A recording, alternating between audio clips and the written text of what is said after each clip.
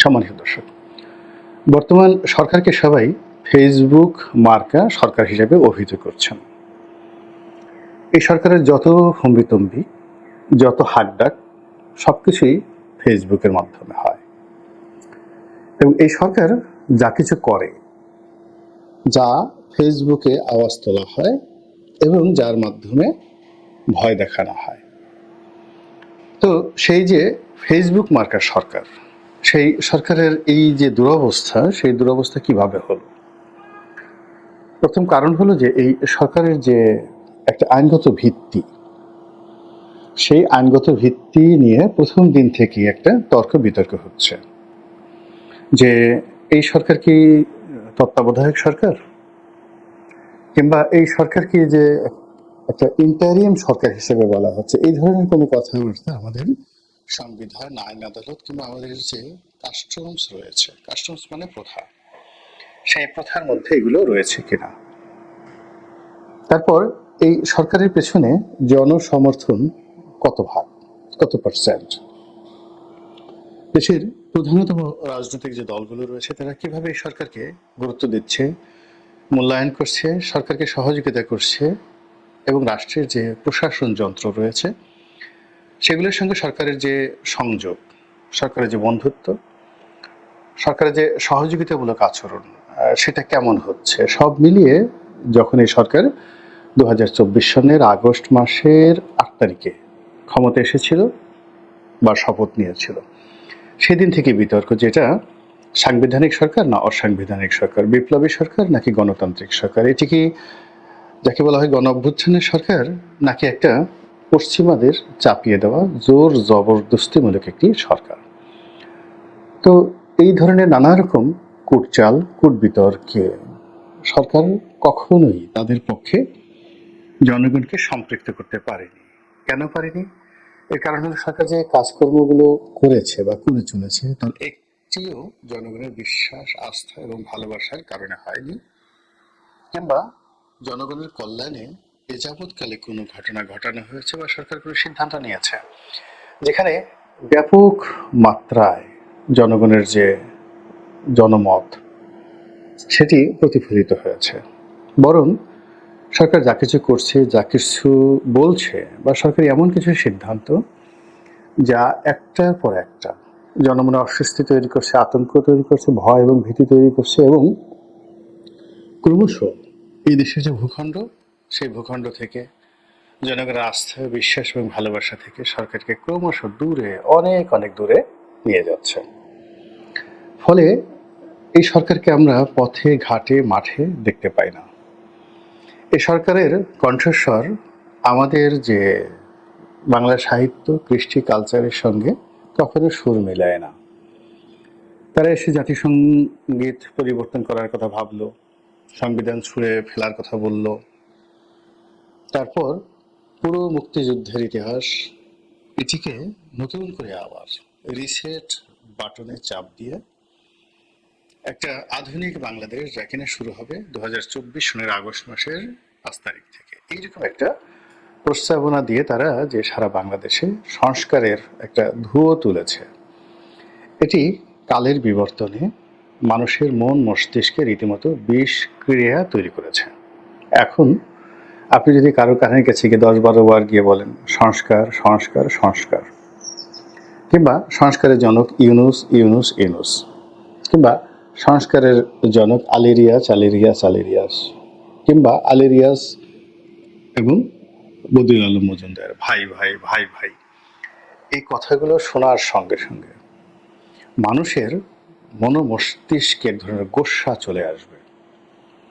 আমাদের এই বাংলায় গত দীর্ঘদিন ধরে কতগুলো নাম, কতগুলো মুখ, যেমন ধরুন জনাব আসিফ নজরুল সাহেব, কিংবা ধরুন সৈয়দা রেজওয়ানা হাসান, এই নামগুলো এবং মুখগুলো খুবই জনপ্রিয় ছিল।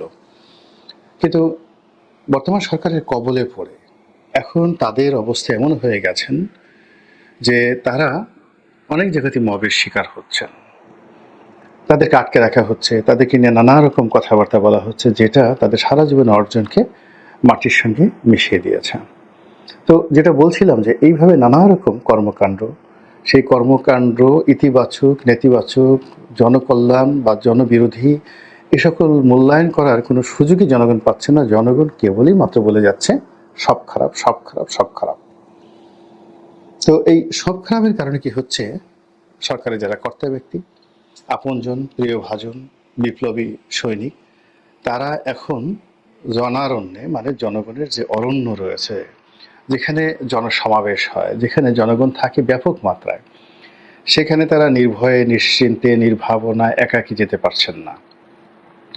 তাদেরকে রাষ্ট্রীয় যে পুলিশ, সেনাবাহিনী, বিজিবি, র্যাব, তারপরে সোয়াত, যে একেবারে খুব অত্যাধুনিক পুলিশ বাহিনী গঠন করা হয়েছে, সোয়াত, মোটা মোটা তাদের মাসেল, তাদের শরীর, অনেক ভারী ভারী অস্ত্র, সেগুলো নিয়ে যে পাহারা দেয় এই সোয়াত বাহিনী, তার সঙ্গে সঙ্গে ডগ স্কোয়াড, সেই ডগ স্কোয়াড নিয়ে তাদেরকে যেতে হচ্ছে বিভিন্ন জায়গাতে। এর বাইরে একাকী আকাশের চাঁদ দেখার সুযোগ তাদের নেই, তারকা গণনার সময় তাদের নেই। তখন তারা কি করে, একটা ইলিউশন, একটা কল্পনার জগৎ, একটা ভার্চুয়াল জগৎ তারা নিজেদের জন্য তৈরি করে রেখেছে। এবং ফলে এই সরকারের যত নামি দামি প্রভাবশালী যারা লোকজন রয়েছেন, তারা এখন মূল ধারার গণমাধ্যম, তারপরে মাইক, জনগণকে সামনে রেখে, লক্ষ্য জনতার সামনে এরকম কোনো যুগান্তরী ঘোষণা দেবে। সেই ঘোষণা দেওয়ার ফলে জনগণের মধ্যে একটা উত্তাল ঢেউ শুরু হয়ে যাবে এবং সেটা জাতীয় দৈনিকে বা গণমাধ্যমে দেশে এবং বিদেশে শীর্ষ নিউজ হবে। এরকম পরিস্থিতি নেই। তারা মাঝে মধ্যে ছোট ছোট জনসমাবেশে উত্তেজনাকর কিছু বক্তব্য দেন, কাউকে উদ্দেশ্য করে গালিগালাজ করেন, নেতিবাচক কথাবার্তা বলেন, এবং সেগুলো গণমাধ্যমকে উত্তাল করে, জনগণকে বিক্ষুব্ধ করে, এবং এতটা বিক্ষুব্ধ করে যে জনগণ তাদের সেই যে বিপ্লবী ভাই যারা জুলাই আগস্টের বিপ্লব যুদ্ধ, তারা যেভাবে ট্যাঙ্কের সামনে, বন্দুকের সামনে জীবনের মায়া ত্যাগ করে দাঁড়িয়ে গিয়েছিল ঠিক একটি বছর আগে, এক বছর পরে এখন এই যে বিপ্লবীদের কথা শুনে নতুন বিপ্লবী তারা উত্তাল হয়ে যাচ্ছে, নতুন একটা বিপ্লবের কথা বলা হচ্ছে। তো এই যে আমাদের যে জনসমুদ্র, আমাদের গ্রামগঞ্জ কিংবা সেই যে আকাশ বাতাস, সব কিছুতেই ঠিক ওই যে নুরুল দিনের সারা জীবনের মতো, যেখানে কবি শামসুল হক বলেছেন যে আকাশে এত সুন্দর একটা ধবল চাঁদ উঠেছে, পূর্ণিমার চাঁদ, সারা পৃথিবীতে বা যে অংশে এই গোলার্ধে এই চাঁদ আলোকিত করছে, এই পূর্ণিমার আভাতে সারা পৃথিবী এই অংশটি, যে অংশে চাঁদ উঠেছে, ঝলমল ঝলমল করছে। আমাদের এই বঙ্গে সেই চাঁদের নিচে রয়েছে ৬৮,০০০ বা ৭৩,০০০ গ্রাম গঞ্জ, শহর, নগর, বন্দর। এবং এই চাঁদ যখন উঠেছে তখন রাজনীতির বিষ বাষ্পে সব কিছু তছনছ হয়ে গেছে। ঠিক সেই সময়টিতে যখন মানুষের মন বিষে ভরে গেছে, তখন নীলক্ষার বুকে এত বড় চাঁদ কেন সেই উদিত হলো, এটা নিয়ে কবি শামসুল হক প্রশ্ন করেছেন। ঠিক তদ্রূপ এই বাংলায় ঠিক একই অবস্থা বিরাজ করছে নুরুল দিনের সারা জীবনের যে কবিতা, সেই কবিতার কাহিনীর মতো করে। এখন যেটা বলি সেটা হলো যে এখন এই যে জনসমুদ্র, সেই জনসমুদ্রে গোল হয়ে বসার সময় এসেছে, কাছাকাছি এসে ভাগাভাগি করার সময় এসেছে, একে অপরের দুঃখকে ভাগ করে নেওয়ার, কথা বলার সময় এসেছে। ঠিক সেই সময়টিতে সরকারের সঙ্গে, বিপ্লবীদের সঙ্গে, জনগণের সঙ্গে দূরত্ব সৃষ্টি হয়েছে এবং সেই দূরত্বের মাঝে এসে একটা কল্পনার শক্তি বাসা বেঁধেছে এবং সেটি হলো সামাজিক মাধ্যম, ফেসবুক। এই সরকারের হর্তাকর্তা প্রায় সবারই ফেসবুক রয়েছে। সেখানে জনাব ডক্টর মোহাম্মদ ইউনূস, তার যে সকল কুশলী রয়েছেন, তারা যে সকল বিপ্লবী যারা রয়েছেন, তরুণ এবং যুবক, তারা সবাই তাদের জীবন, তাদের কষ্ট, মনের দুঃখ, তাদের আশা আকাঙ্ক্ষা, দেশ নির্দেশ সব কিছু তারা ঢেলে দেন কোথায়, ফেসবুকে।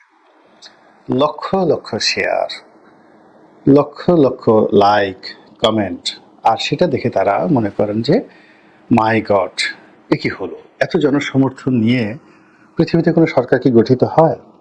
কোনো বিপ্লব কি সাধিত হয়েছে? বিপ্লবের একটি বছর পর বিপ্লবের নায়ক মহানায়করা ফেসবুকে যে ঝড় তুলছে, এমন ঝড় কি পৃথিবীর কোথাও ঘটেছে? মিশরে কি নাসের করেছিল, মানে গামাল আব্দেল নাসের কি এই ধরনের ঝড় তুলতে পেরেছিলেন? কিংবা বাদশাহ আব্দুল আজিজ ইবনে সৌদ, তিনি কি পেরেছিলেন সৌদি আরবিয়াতে? কিংবা কামাল আতাতুর্ক, কিংবা সুলতান সুলেমান, কিংবা ভারতবর্ষে বাবর যখন এসে ইসলামাইজেশনের নামে একটা মুঘল ডাইনেস্টি তৈরি করেছিলেন, তখন কি এই ধরনের ঝড় এসেছিল?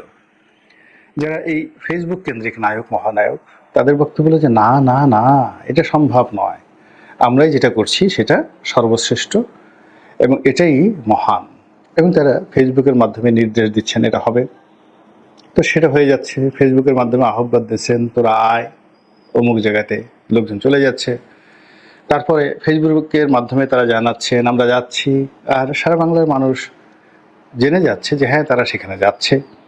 তো যাওয়ার পথে কেউ যদি বাধা দিতে চায়, কেউ যদি ফুলের মালা দিতে চায়, কেউ যদি চুম্বন করতে চায়, আলিঙ্গন করতে চায়, ঠিক সেইভাবে তারা রেসপন্ড করছে। অর্থাৎ ফেসবুক কেন্দ্রিক সকল কর্মকাণ্ড করছে।